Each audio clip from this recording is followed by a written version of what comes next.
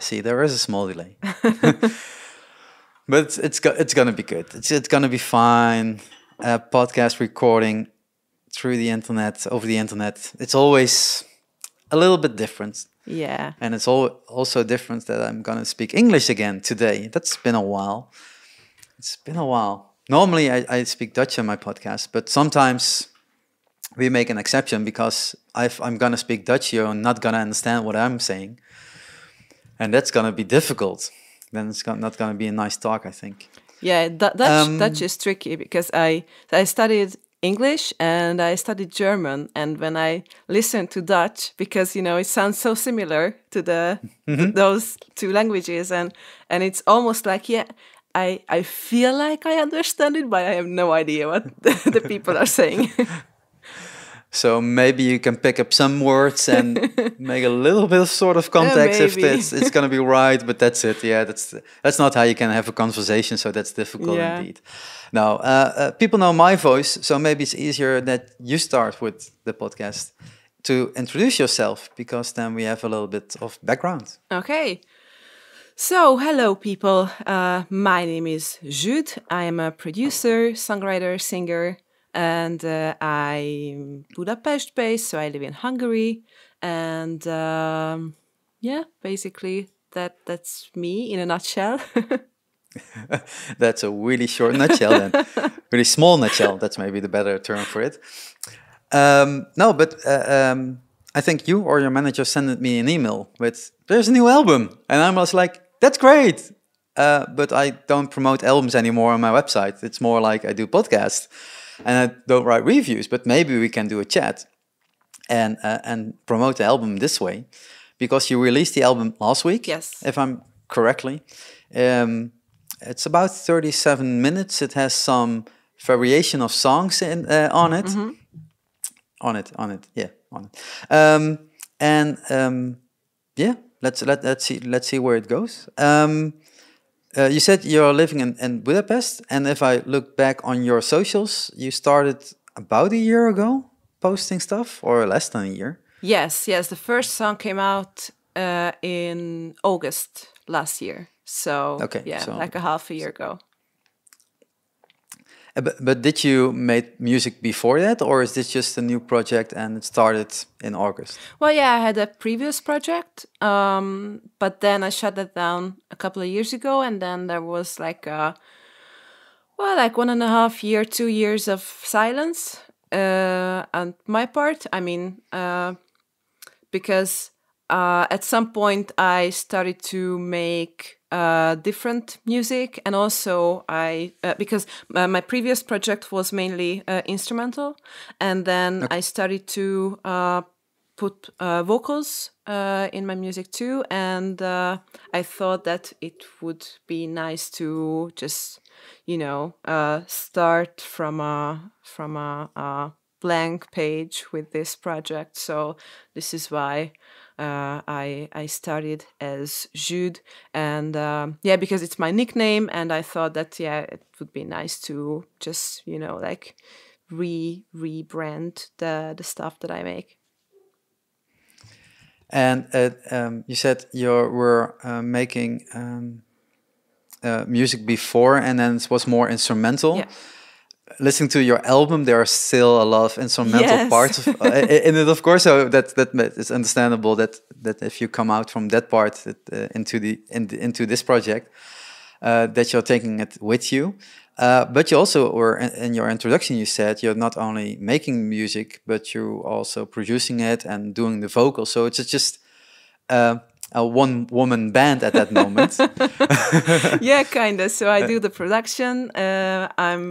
I'm like the definition of like a bedroom producer, because I literally produce my music from my room, and I basically do everything.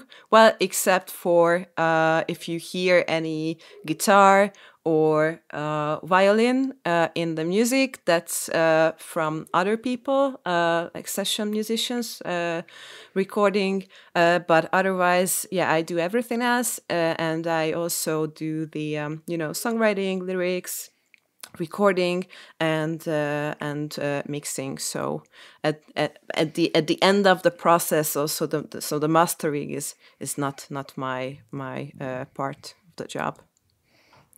No, but most of the artists don't do their own mastering. It's like you deliver the product and then someone else can fine tune it so it will be delivered on all the platforms on the right ways. I think it's also kind of healthy to, at some point just, give it to someone else, because, it gets a fresh ear. And because, at the point that you are done with all the production, it's just, your ears are so messed up because you just listen to the music so many times that your judgmental system is no longer, like very how to say that. You can't hear the difference anymore because you're so into it and you made it from the start, of course. And if you have some fresh ears, they can hear maybe you need to do some fine tuning more, or they can tune it like they want it, and they make it a whole for the most of times the internet, of course, at this moment, because that's where most of the music is streamed, of course. And that's a whole different part of the job, to get it right for Spotify or Apple Music or whatever, because your music is everywhere. There's a part of the album is on YouTube, I can see. It has 11 tracks. I want to speak Dutch again. 11 tracks on the album. And it's when I was listening to it, I heard there's a lot of difference between it, because sometimes it's more like underground techno vibes, dark vibes, and the other side is really jazzy, like one of the tracks called 2 a.m., like chill and just enjoy the music, lay back and stuff like that. How do you come from all those different angles? Where does it come from? Oh, well, it was kind of hard for me to make friends with myself on this angle, because my musical taste was so wide, like ever. And when an artist starts a project, or there's a band or whatever, there's always like, okay, what kind of music is this? And like the people in general, and also the musicians tend to, put themselves in these boxes. Okay, we should sound like this. We should do like this and this. And especially in case of producers, because, when you have a band, what kind of instruments you have it also sets up a limitation from the beginning, like, okay, what is that music we're going to be? But if you're a producer, then the possibilities are endless. And in so many cases I see in my fellow producers' cases that sometimes someone makes a song that sounds differently than the ones that he or she made before, and then they just get scared, like, oh my God, what should I do with this song? Should I do another profile for it? Another artist project, because it's so different. But if you think about it, you as a listener also, you consume so many kinds of music, and why should that limit us? Why should so many different kind of music come from just one person? So that's on one hand, and on the other hand, this is also this goes back with why I changed the project name and stuff, because at some point I realized I still make music to meet some expectations that I imagine, basically. And when I realized that, I could just let it go. And with creating as Zsüd, I try to, not care with these boundaries at all, and I try to just enjoy the freedom that I have with my tools and abilities to whatever I'd like, and yeah, so basically this was my current mood, and I didn't want to limit myself to not to publish these songs in one package. And when did you start writing for Zsüd for this album? Was that a year before? Or just last I year? think the first songs were written in 2018. Okay, so Yeah. it goes a while back, and post all the things that are happening in the world right now. So Yeah. that's also a different vibe, of course. So that's why I was asking this question. But when you are an artist and want to make an album, some pick that they want to have a story in it, and they make a whole story, and they make 12 tracks that are following itself. So it's a one package. But you decide every mood can be on it. Yeah. I guess you made more than 11 tracks. Or was it just I made 11, let's put it on an album? Oh no, of course it was more. So how to pick 11 tracks that are so different, because there's no direct line in it that you're like, okay, this makes sense to put it after the another one. Well, as for selecting the songs, I just went for the ones that I thought the best. Always a good start. Yeah, and after that I just had to find the connection points between the songs, and I think there's like a curve what we are going through when we are listening to this album, because yeah, the first song Player is like the candy.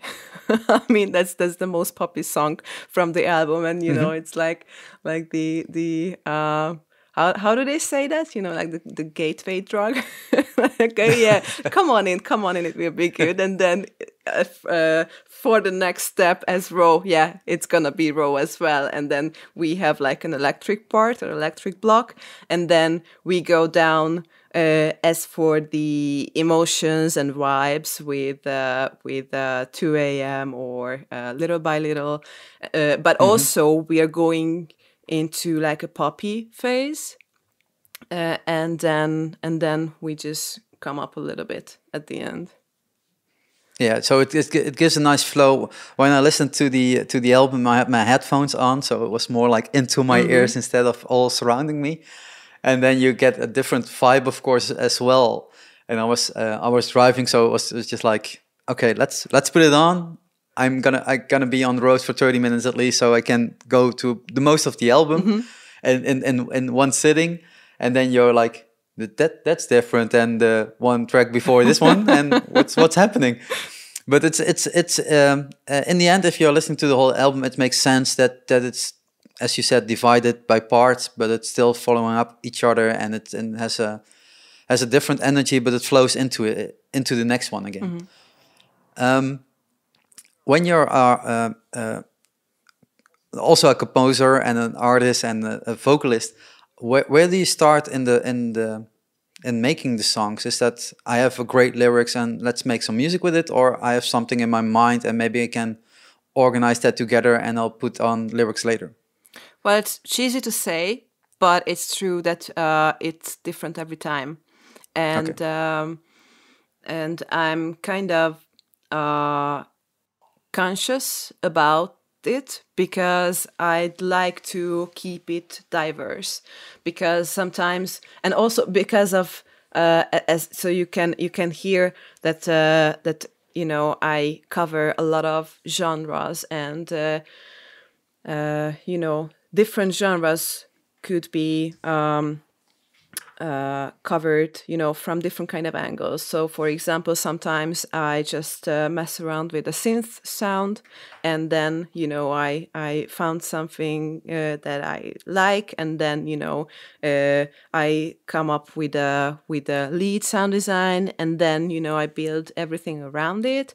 Or sometimes I just play something on the piano, and then I just sing something on it, or I have some lyrics, and then I try to make that onto a melody.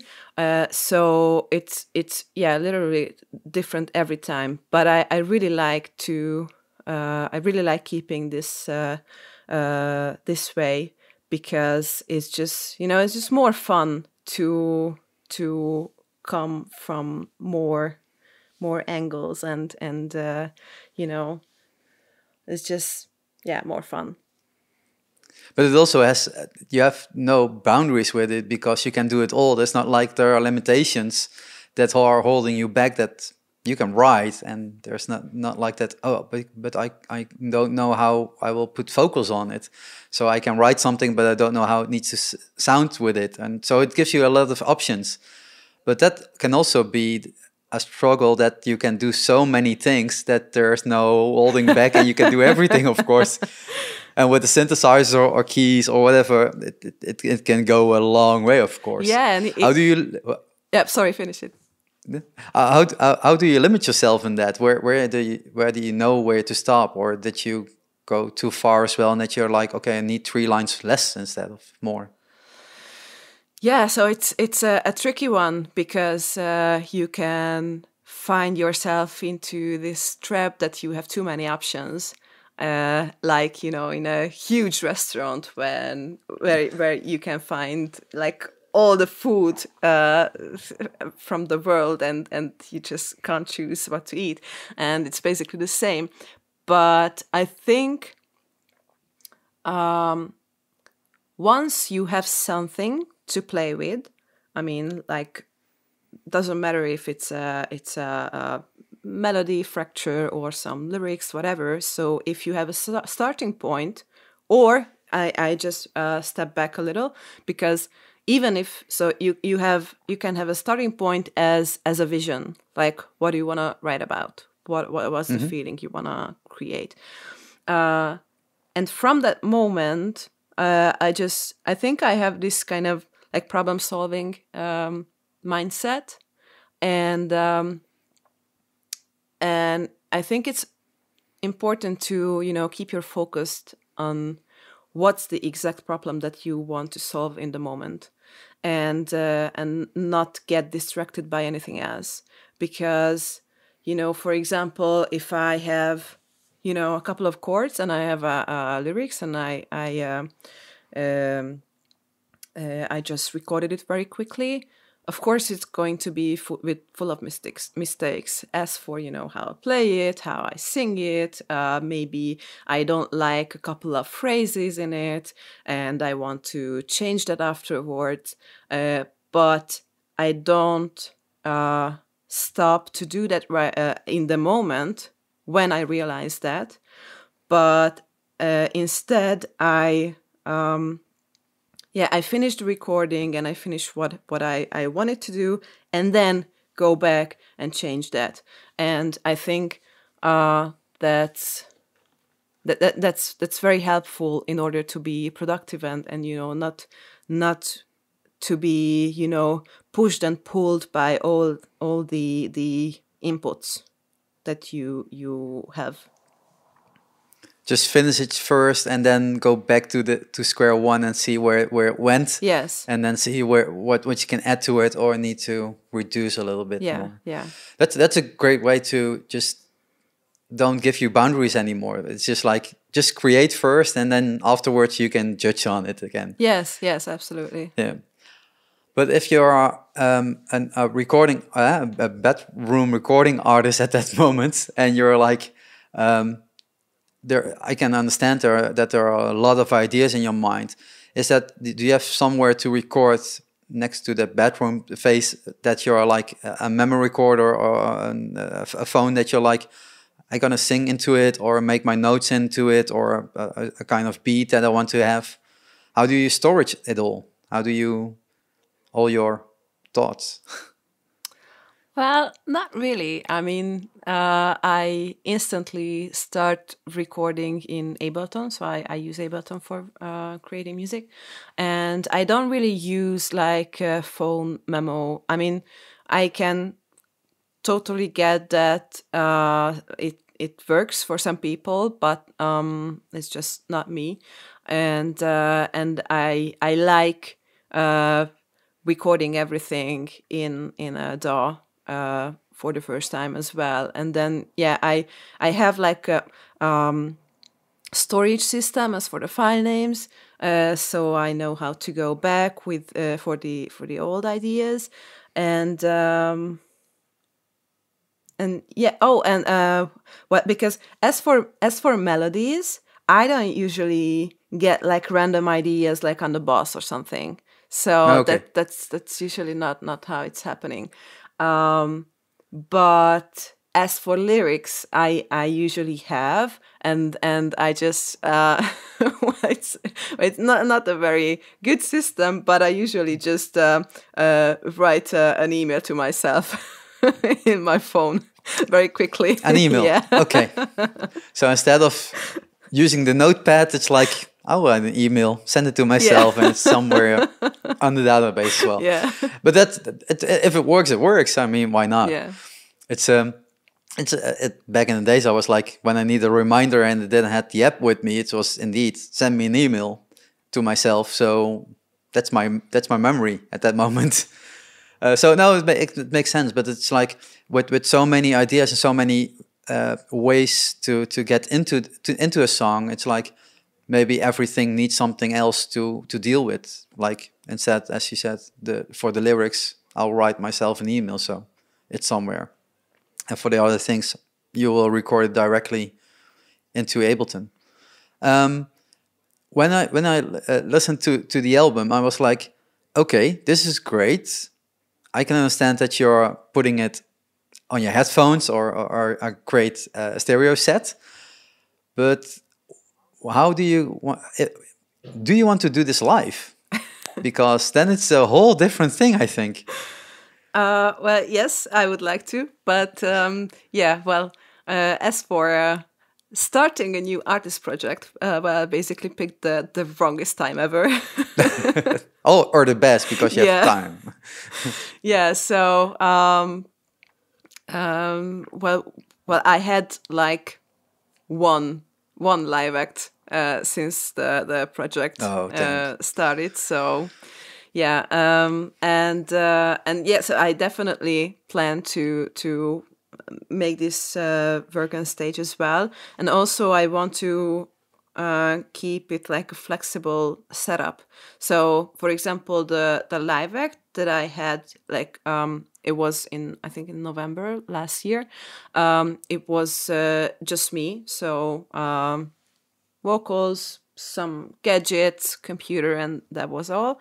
But also, we are working on an extension of that. So we will work with a guitar player and a violinist. So those will be live too. And yeah, basically that is the plan. So all the elements are stripped apart and will put in place where it's possible. That the violin player is extra, the guitar player is extra, but it'll also be possible all from the computer. Yeah. Okay, so when the live act is not only you behind a desk putting press play and wait till it ends, but it's a live experience then. It's not like a DJ set. No. It's not like a DJ set. But that means that you also can tweak a little bit more during during the live songs.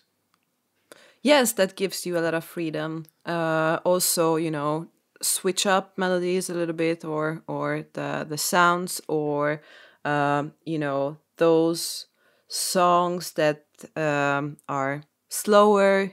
They can be pimped up a little bit for like a techno vibe or this kind of stuff. So yeah, there are some possibilities. Yeah, because I was thinking I'm a booker as well, so I'm like directly in my mind, where can you put someone like this? Where does it fit?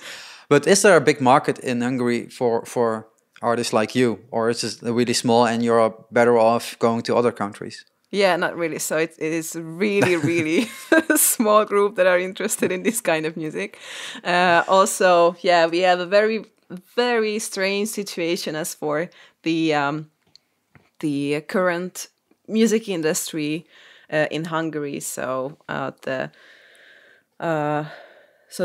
Even the pop music is very defined right now, and so this is why my plan is to go abroad as well, and because this is not really like a mainstream pop project, obviously, but I think in every countries there are subcultures that listen to this kind of music, and basically keeping the live act setup flexible is kind of a strategical decision, because this way I can be easily go further distances all by myself as well, with my backpack, and that's it. Yeah. So I could go a little bit further with the project. But that are there markets in the world that are really into this? I think directly of Berlin, of course, but that's maybe the easiest translation for it. Yeah. But are there more markets or cities that you're like that would be great to play there? I think so. I personally really like Poland, and I think the electropop scene is really, really interesting there as well. And yeah, I think in France too, and also like in the Netherlands, there are very, very great electronic projects. Like I'm in love with Veval, for example. I think they are very, very great. So I think there are several places there this project can be interesting. Yeah, as a booker, I don't have many bands booked like you or artists like you. But the only thing that comes in mind is Isotropia and Stockhauser. That are the only things I like. That's more dark synth pop. They're a little bit in line, and Werner Karloff. But I booked one guy from Belgium once, Bolt Ruin, but he's unknown as well, and he was playing, I think, Ghent on the more the coast side of Belgium, and that there was a scene for it. But when you go to other parts of Belgium, there's like no one caring.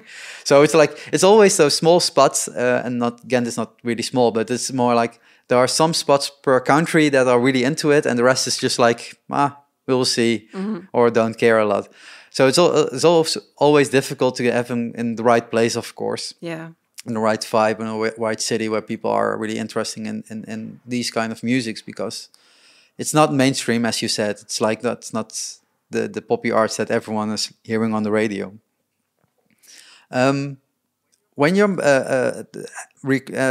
releasing an album in these times, and still trying to not say too much about it, but Rewinding came out last week, and then you need to promote yourself as a new artist, and you can't play live, of course.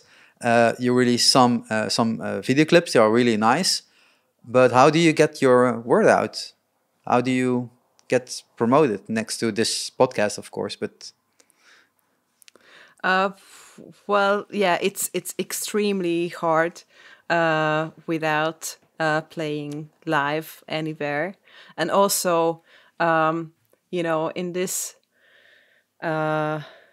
era, people don't really, their main focus is not on music, obviously, because there are bigger and more important things to care about and worry about. So it's really hard to get people's attention in these days. But yeah, well, you know, as like every other artist, we are trying to get through social media and through different kind of campaigns. So yeah, we are using the tools that we have. Yeah, I think it's still difficult to release a new, as we said in the beginning, it's difficult to start an artist right now, a new artist, new brand, and get it in the market, of course. But on the other hand, a genre like this is just like a lot of mouth to mouth, and it's spreading the word through the subgenres, and people are really liking it, and Facebook groups, of course, that are talking about new music that came out, and artists that are unknown and stuff like that. So that also helps, instead of needing the big companies or the big radio stations to get airplay before you can get released or release an album. Were there things, because as you said, you released music earlier as well, that you saw that were different between a production or promotion back then and right now? Well, yeah, and well, I didn't really have a lot of knowledge about like promotion, so it was really like a, you know, cute little DIY project. And Yeah, so basically I was just focusing on a communication within Hungary. So I just, you know, sent out the music to the music blogs, and basically that was my promotion. End of the promotion. Yeah. Yeah, but it's a start. I mean, you have to start somewhere, and if music blogs write about you, people will read it. At least that is the intention of it, of course. So it will get further as well. Yeah, but also I think, yeah, I will go into this one later this year, because I think collaborations are very good ways to get, well, kind of promoted. You know, like you know, quote unquote, steal from the others' fan base, and, you know, get to known by the other artists. So I think that's a really good way to, you know, get more people to know you. But that means that you need new music as well, Yes, or of is course, it like? of course, yeah.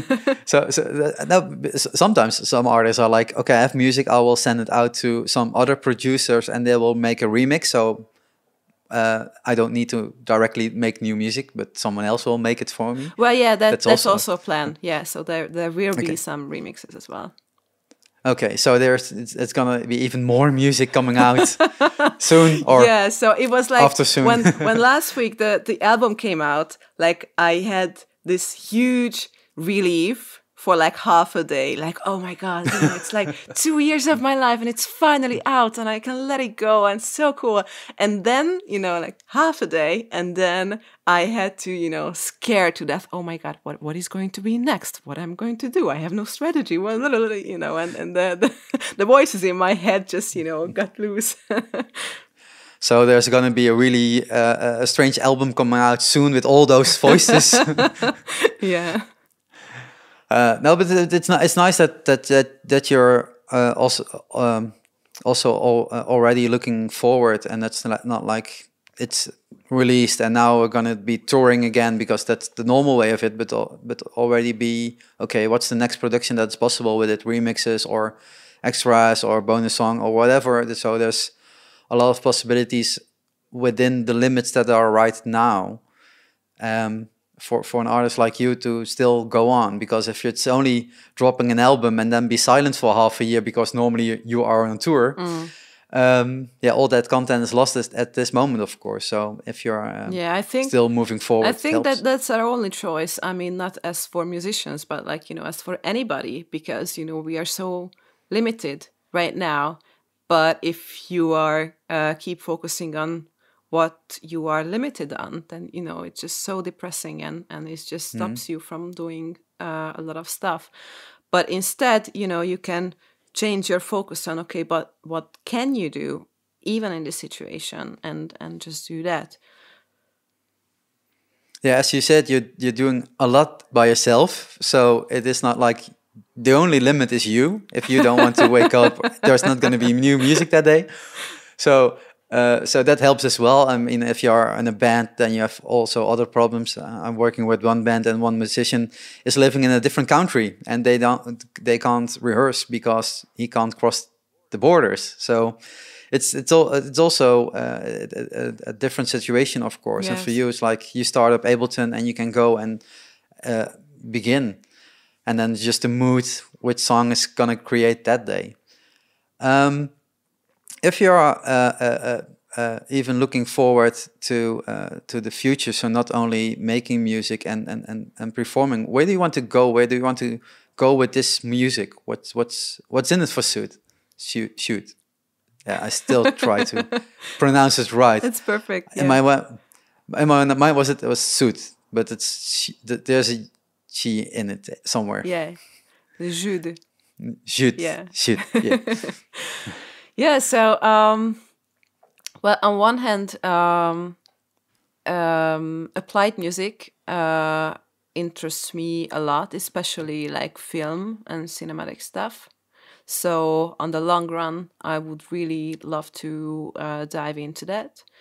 And yeah, it's kind of a new stuff. So in Hungary, there will be a filming conference called Blend on the 8th of April, and I will be one of the invited artists who will make a selected film, so make sounds for a selected movie, part.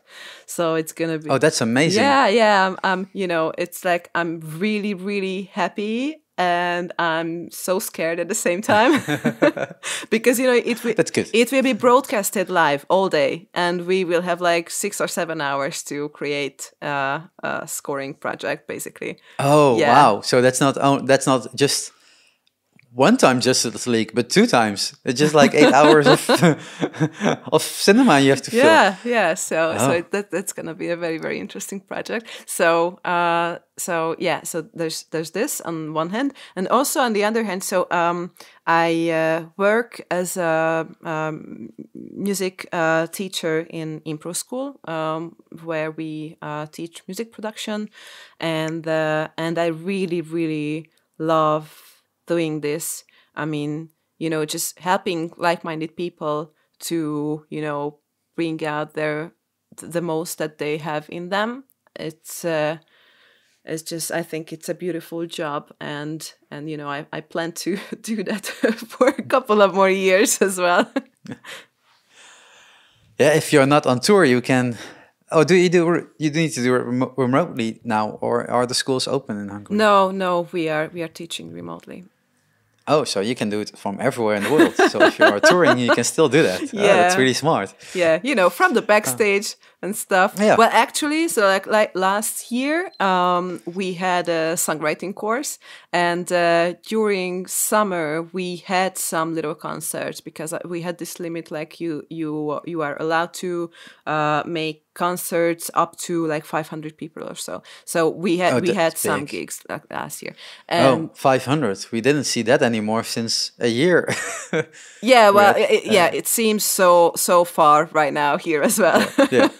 Yeah. So this was last summer, and one of our students, she's a really, really amazing and talented singer, and so she did this songwriting course, and we had a presentation on a Friday, and she forgot, and they had a concert at that night. But Oh, because my. of COVID, we had like this hybrid setup, because some people were in the school, some people were online. So we were like, okay, just join in for like 8 minutes when you present your stuff, and then you can go. And she did it like literally 10 minutes before her concert. And we Oh, were man. we were sitting there like, wow, she's really badass. It's a solution. If Yeah. it's needed, it's needed. But no, that gives also the possibilities, of course, if you're looking to the future for musicians, that they can do even more if you want to do it remotely, and it's not only limited to being in one room with each other. Yes. And for student as well, of course. I mean, it's always mandatory to be at a certain spot at a certain time. While it's maybe not necessary anymore. So maybe it gives more options for the future, and especially for creating arts. You don't need to be there on a specific time always. So it gives maybe a little bit of extra breathing room to create more, I think. Yeah, I hope so that we will keep this. Yeah, who knows? I think we should wrap up, unless you have some more questions. But I think I have all that was in my mind answered. So yeah. Yeah, okay. I don't know. No, so let's wrap up. The album is out right now on all streaming platforms. So just look it up, or just click in the link below. I will link it to Apple Music and Spotify. That are the most common used, of course. So people can click on that. I will link to the to your socials, Facebook or YouTube. I'll check what's possible. Do you have anything else to promote for this album? Well, not yet. I mean, yeah, it's there are no the fresh vinyls or stuff right that you now. Yeah, but there are no merchandise you can buy, right? No, So it's not yet, like, unfortunately. yeah. Yeah. So yeah, just have to stream it more than 1 million times, and that will help as well. Yeah. I want to thank you very much for making some time and to record this podcast. Yeah, thank you so much for having me. It was so much fun. Yeah, great. Thank you. No problem. So this was, I think, Shark Talk number 85, and we'll see where the next one is going. Bye.